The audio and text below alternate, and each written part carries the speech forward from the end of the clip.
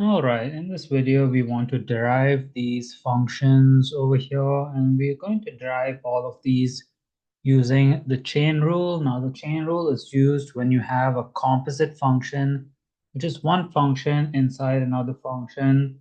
All of these are algebraic functions over here, so just the basics of chain rule.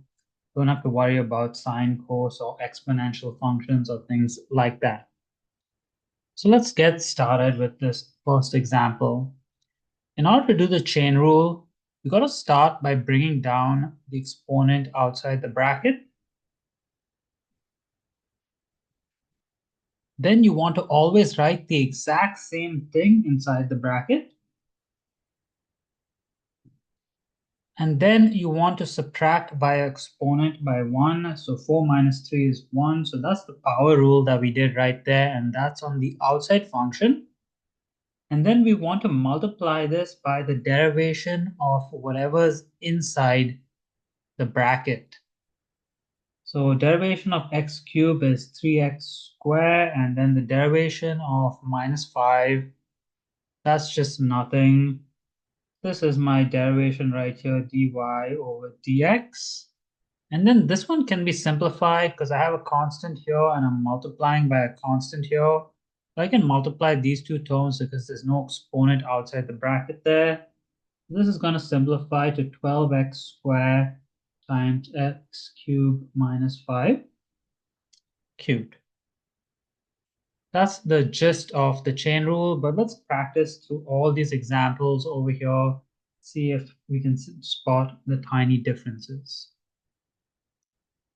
So the same thing here, I can derive this instantly. I'm going to bring my exponent to the front and multiply it by the front, which is just a 1. I'm going to write the exact same thing inside the bracket. My new exponent is going to be 2 because I subtract 1. And now I have to multiply by the derivation of the inside of the bracket, 6x plus 6. Now you could leave this as your final solution, or you could multiply this into this bracket, although it doesn't really matter. I'm just going to leave it like this for my final solution, but there are no constants really in this equation, so you don't have to multiply anything. You can just leave it like that. Let's go to this third question here. We have a square root in this question. So before we can derive it, we need to simplify any square roots. So I'm going to write this as 2x squared minus 4, and now I'm going to make the exponent 1 over 2, which is basically my square root as an exponent. And now I can derive this. So I'll multiply the 1 over 2 with the 1 in the front, write the exact same thing inside the bracket. 1 over 2 minus 1 is negative 1 over 2. And then I'm going to multiply by the derivation of the inside of the bracket because of my chain rule, which is just 4x. Now, this is a constant. That's kind of like a constant single term. So I'm going to multiply these two terms. 1 over 2 times 4 is just 2. And then I just have this x. And then I have 2x squared minus 4 to the negative half. And then you want to simplify it and get rid of your negative exponent. So you can have 2x over 2x squared minus 4 and now make it a positive half.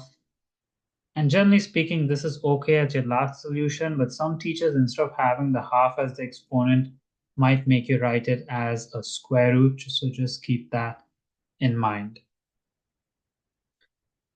Fourth question here, we just have a negative exponent. Same thing, we're deriving it right away. And the reason I simplify here was because you're not allowed negative exponents in your final answer. It's going to be the same thing in this question, but let's derive it straight away. So negative 3 4x squared plus 5x minus 9, same thing in the bracket. My new exponent now, negative 3 minus 1 is negative 4. And then I'm going to multiply this by the derivation of the inside of the bracket, which is 8x plus 5. There's no constants to multiply, but I do have to get rid of this negative exponent.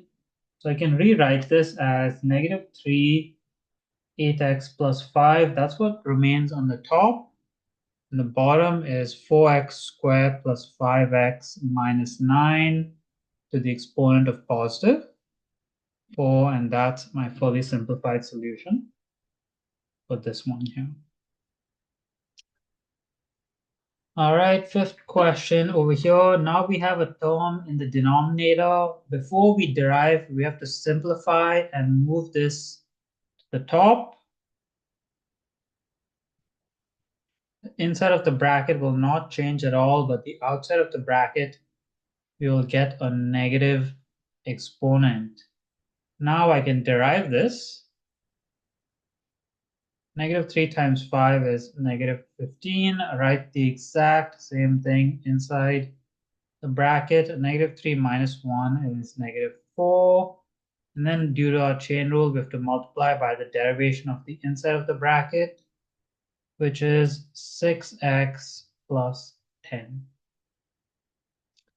And again, we can just simplify this by moving this middle term to the bottom. So final answer is negative 15, 6x plus 10 on the top, and on the bottom, it's just 3x squared plus 10x to the power of 4. And last question over here. Again, in this one, we have a square root and we also have fraction. So my first step is moving this all to the top and also turning it into an exponential equation. So the square root will make it 1 over 2, and then moving it to the top will make it negative 1 over 2. Now I can derive this. Negative half times 8 is just negative 4. 3x squared plus 2x minus 5, that does not change. Negative half minus 1 is negative 3 over 2. And then with my chain rule, I'm going to squeeze that in here. I have to multiply by the derivation of the inside, which is 6x plus 2. And then again, I can just move this to the bottom with the negative exponent. So my final solution here will be negative 4 times 6x plus 2 divided by 3x squared plus 2x minus 5. And then the exponent, I can make it positive 3 over 2.